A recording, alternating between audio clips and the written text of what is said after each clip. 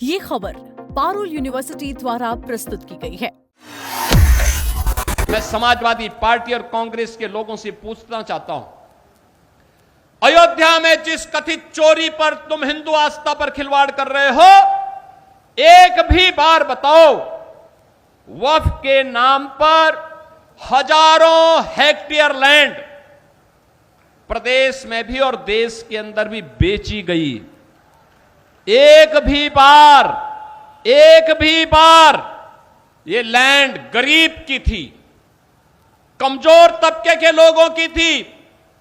ये लैंड जिसको गरीबों के नाम पर पट्टा दिया जा सकता था, जहां पर कन्वेंशन सेंटर बनाया जा सकता था, जहां पर किसी राजेंद्र मौर्य जैसे किसी गरीब व्यापारी के लिए दुकानें और व्यापारिक प्रतिष्ठान बनाए जा सकते थे, जहां से वह अपनी प्रतिभा और अपनी कारीगरी का परिचय देकर के दुनिया को देता।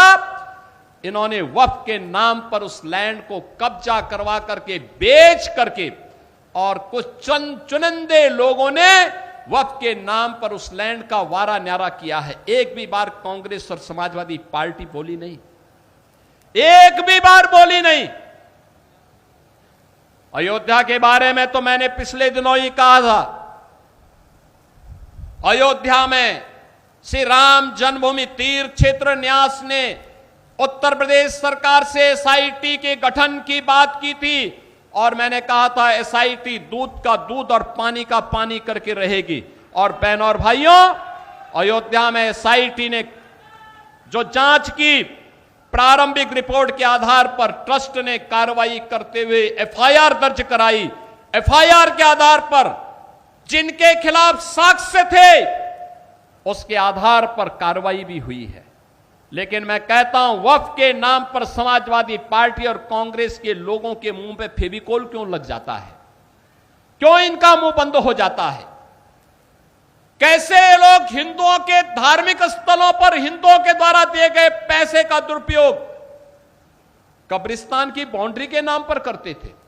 तब आस्था आहत नहीं हो रही थी। जब ये इलीगल स्लॉटर हाउसेज चलाते थे, गौ माता की हत्या करवाते थे, गौ माता को तस्करों के हाथों में बिछवाते थे, तब क्या हिंदुओं की आस्था आहत नहीं हो रही थी? जब अयोध्या में राम भक्तों पर गोली और लाठी चलाते थे, क्या तब हिंदुओं की आस्था आहत नहीं हो रही थी? जब इनके द्वारा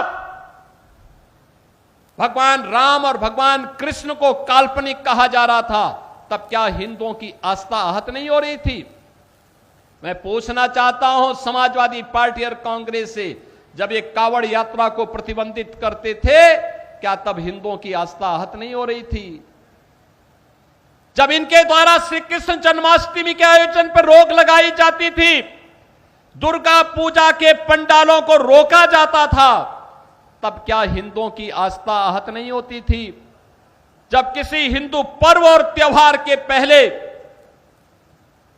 दंगे और उपद्रव शुरू होते थे, तब क्या हिंदुओं की आस्था आहत नहीं होती थी? क्या इसका जवाब कांग्रेस और समाजवादी पार्टी के लोग देंगे? और यह प्रश्न हम में से हर जागरूक नागरिक को इनसे करना चाहिए। इन लोगों से प्रश्न पूछा जाना चाहिए, तुम्हें क्या अधिकार है? श्री राम जन्मभूमि ट्रस्ट कार्य कर रहा है और मंदिर की व्यवस्था का संचालन कर रहा है, और उस ट्रस्ट के कार्य में किसी का हस्तक्षेप नहीं। ट्रस्ट जिस प्रकार के कार्यों को आगे बढ़ा रहा है, आज भगवान राम का भव्य मंदिर उस रूप में हम सबके सामने दिखाई दे रहा है।